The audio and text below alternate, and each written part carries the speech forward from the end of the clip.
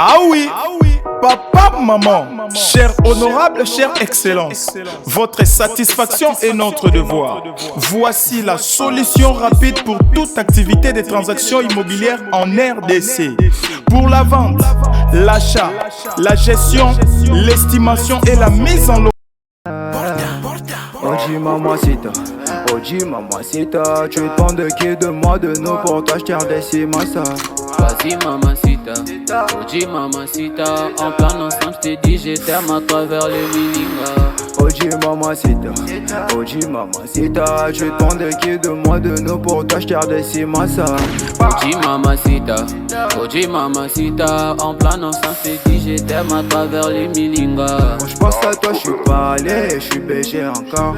Tu t'en fous de mes reproches et de mes erreurs qui sont moches. La bonne j'arrange mes souvenirs dans la je deviens rage quand je suis dans le Mbote libota na ngai ezalaka bino nde kaka na ebande libotangi. Donc awa toza oyo bomona oyo eza route université oyo ebandi banda victoire ezomema biso ti rond-point ngaba. Donc atokoti avenue lopango eza deuxième parcelle na Macadam. Donc bomoni mira liboso oyo ya bavoisin et puis mira mibale oyo ya bleu nde place toye kutala lupango. Donc deuxième parcelle na Macadam la route université. A tout est misikoyo na mire on a bien abino ya bleu place total lupango. O tozomona place moun tuka ona ya munene oyo ya masanga ona de route université. Donc toi deuxième parcelle na Macadam bomoni voilà. Donc yango wana route université bomona mituka ekoleka ba moto ezoleka route yango pe ba place musu bakangi po bazo sala Macadam mususu ya sika bomona nde mituka ezoleka. Donc on a deuxième parcelle na route université. Donc nde na lobaki tozana commune ya Makala ndenge ezala commune ya Makala bumbu célébrer sangana asko to wana Makala. Donc atokoti na kati ya lupango yango lupango ya sika ya kitoko ya couleur ya bien. Donc lupango eza vraiment temps normal. Lupango eza 10 mètres sur 15. Na bandeli lupango eza 10 mètres sur 15. Donc voilà bomoni lupango ndenge ezali toye kokuta feti bomoni bato nyonso bavandaki awa badeplace moke mena bake na mwa nsima boye. Donc moyen tozwa bango esimba te mpo toyaka kolakisa bato te toyaka nde kolakisa lupango na ndako. Bomoni lupango nde eza plafond kitoko couleur ya sika. Donc ndeka bomoni libanda ndenge mpe na kati ezali mpo moyen tozwa biloko ya bato na kati eza te. Donc tokota na kati te tolakisa na libanda topusana tolakisa espace etikali. Donc ndako oyo ndenge batongela yango bomoni espace oyo totika mpandi ndako eza 2 chambres salon simple. Mais espace oyo mpandi oyo eza 1 mètre quelque chose tokoki kobimisa na chambre des parents tokoki ko créer toilette moko mpandi awa na cuisine. Donc espace ezali oyo tokoki ko créer toilette ya po bato bana kati ndako basalela soit na to connecter na chambre ba parents oyo bomoni fenêtre wana ezali.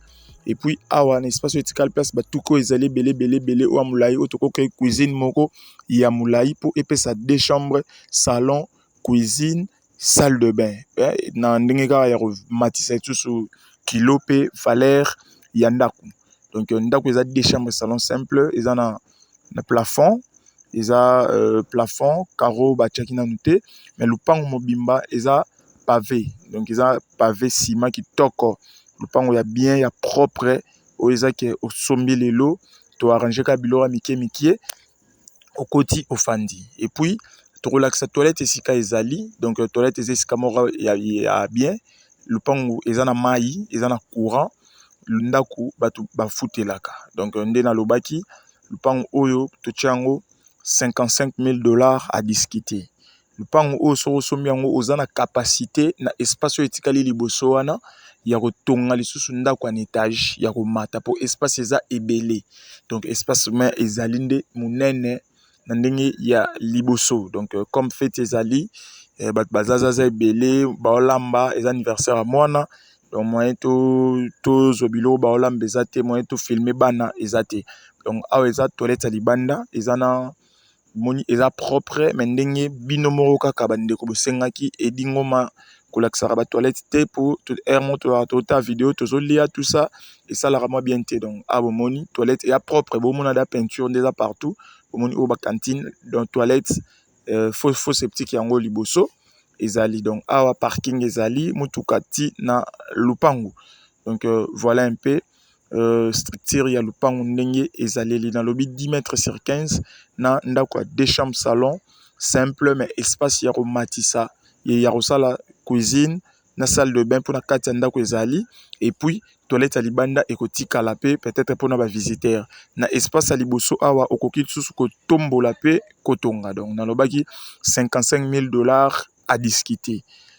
Pour na ba oba koza intéressé nde to sala kaka to bengani to so rendez-vous oye kotala soki oye non kotala te, ça ne sert à rien ya ko sala ba débat na ba commentaire, non.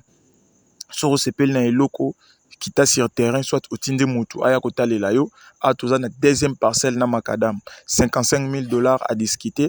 Soko moni to tche lupango seke ba kolo na yango baza na posa ya mbongo po biso to tchaka eloko te po ebando panza biso mutu. Donc oya koza intéressé deuxième parcelle na makadam o uti poto ole o lukara ba flat hotel o kembara ba mbongo ebele belé o sombi o bongisi yo moko ofandaka awa. Merci beaucoup, bonne chance, bye.